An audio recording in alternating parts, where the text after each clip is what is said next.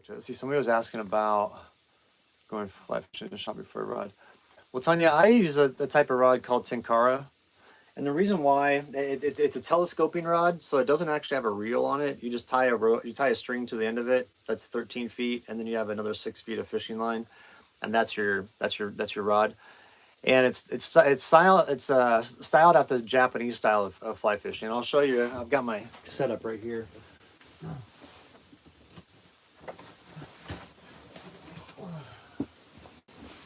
I got my bag ready to go.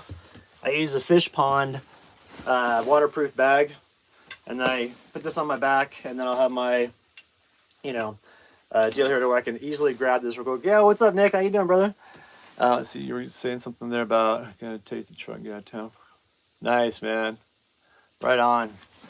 And so this is obviously my net. I recommend if you're gonna be trout fly fishing, they have like a sensitive type of scales on them. Get the rubber kind of net. Don't get the nylon string. Nylon string can actually like scar them a little bit, and especially when it comes to some of the more delicate trout like brook trout. So just something to think about, when you fly fish. They're a little bit more expensive, but you're gonna have a lot better experience too. Like if your fly doesn't get, or your spinning reel or lure doesn't get caught in these as easily as the nylon netting. So just something to think about. They are more expensive, but they're always better quality, and I'd recommend that. So I go with Fish Pond for the net. And then as far as the rod goes, it's a company called Tenkara USA, and it's just tenkarausa.com. And this is my entire fly rod right here. So it comes in this little like padded pouch, and then this is technically the case. The first section of it here is hardened, and then back here is hardened too. And then on the front here, all you do is, you can see how there's like a little string sticking out right there. That's the string where you tie all of your flies to. And so you just pull this open like this, and telescope it out. And this goes to 10 feet. This rod, this is called a Hane rod from Tenkara USA. And it's about $150 to get into fly fishing like this, as opposed to, if you go with like a traditional rod and reel, it can be really expensive, So the price point on this is nice. The reason why I like this is I can put this in anywhere in my pack, and it's not a lot of gear to take up. It doesn't take up hardly any room, and it's super lightweight. This weighs 2.5 ounces, and so it's the Hane rod, which if you look here, here's the size. 10 feet 10 inches is what it telescopes out to.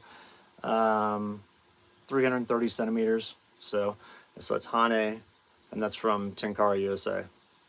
That's based out of Boulder. The guy's name's is it Michael? I can't remember the dude's name that owns the company. Let me flip these real quick. Hang on, and then I'll show you the string that goes to it. They're fixed strings, so you can kind of, if you want to, you can buy a bunch of it and then make whatever size string that you want. But and then for my waders, I use the G3 waders from Sims. They're considered like pro guide waders, but they just last really long. They're expensive. These are like $600, but they last really long.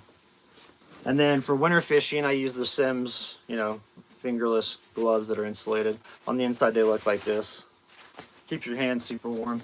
But this is what I take with me when I go fly fishing. This is my pack. So what I'll do is I'll either put it over me like this, and then have it to the back here, and then have my fly rod with me, and this is my total setup. Or I'll take this stuff out of here and put it in my front pouch on my fly fishing gear. And then on the inside of this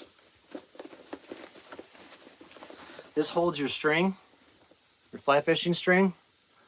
And then I have a braided string. If you look at that, it's braided right there. And the reason for that is that cuts through the wind much easier.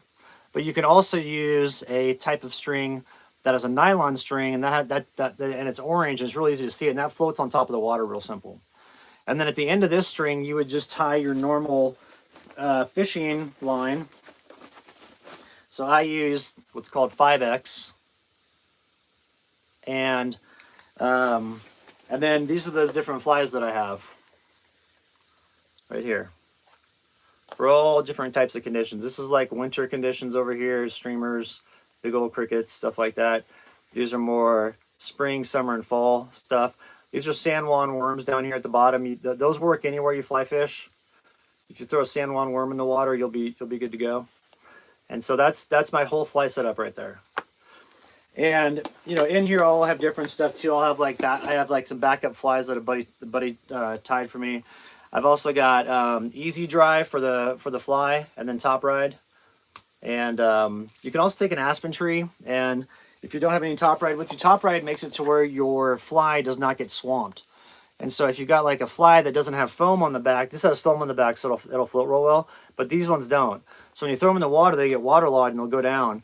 And so you put that top ride on it, and it gives it buoyancy again. You can also take an aspen leaf though, and if you take the aspen leaf and it's a live one, you can rub it on there, and the oils in the aspen leaf will also help it float. So that's just a little trick you can do when you're fly fishing. Let's see. Other than that, that's my whole setup for fly fishing. It's really simple. The casting motion for Tenkara is a simple 10 o'clock to 2 o'clock casting motion. So essentially, 10 o'clock, 2 o'clock, 10 o'clock. That's how you cast it. It's real simple. It's not hard to do. And I like it because you can set up in record time. If you have a traditional setup, it could take you a while to put everything together when you're out there and start fishing. Whereas I can walk along the side of the river, I can bust this out and have the end of this, the line, this all telescoped and the line tied to it and ready to rock in like 30 seconds. So it's great for backpacking, and it's great for any, if you have to hike in a long ways to fly fish. The only difference is that you cannot get out far in, into the water. So if you're in big water, like big rivers or big lakes, you can't really get out far. What I do is love that I can put that in back. Yeah, Tanya, it's really great. It's awesome. And it's so lightweight too, and really easy to use. And then if you break a section in there, because it telescopes out, if you break a section, you just call Tenkara and say, hey, I broke section 3, and they just send your replacement for that section. Really easy to do maintenance on these. Just keep them real clean and make sure dirt doesn't get inside of them when you telescope them, and you'll be fine. But if you're on a big lake, though, just set up where the feeder streams come into the lake, because on the mountains there's always streams coming into them. So wherever those streams come in, the fish park it there, because that's where the food is at. And so they're coming right in there, and they're hitting it and everything. And another thing, too, is if you have waders, then you can get out in the water further, because like a lot of the high-altitude lakes, they'll have a shelf, so that, they'll have a shelf that goes out that's rather shallow, and then it gets deep. Well, that deep one section is where the big fish, like the big cutthroats and all that stuff, will sit there, and they'll be like angled up looking at what's hitting up there. As soon as your fly hits, you'll see a flash and they'll come up and hit it. So if you can get out to where those ledges are, then you just throw it to there, and you throw to your right and your left, and you'll have like a 20-foot radius all around you with this setup. Another thing too is that the way you bring them in is that, so I'm 6 foot tall, and or 6 feet tall. There's 13 feet of line on here, and then another 6 feet of fly fishing line. So that's 19 feet, from like if it's extended all the way out. So the idea is that, if I have my hand in the air, so I'm 6 feet tall here, but if my hand in the air, it's like 8 feet, like 8.5 feet or whatever, or I don't know how long my arms are, but let's just say 8 feet. And so if I've got this line up and it's, up there, so let's see, so I've got 8 feet plus the 10 feet that is this, and then the line is going down 19 feet, so I have a foot of drag. Basically, if you stand up and have your line pointed straight up in the air, the fish will be at your feet. Then you just reach down and grab the line. And so always make sure to wet your hand when you're working with trout, just because, like I said, their scales are a little bit more sensitive, and it can kind of what can happen is if your skin is dry and theirs is a little bit sticky, it can peel their skin off, which you don't want to have happen. So let's see here. I think somebody was talking here.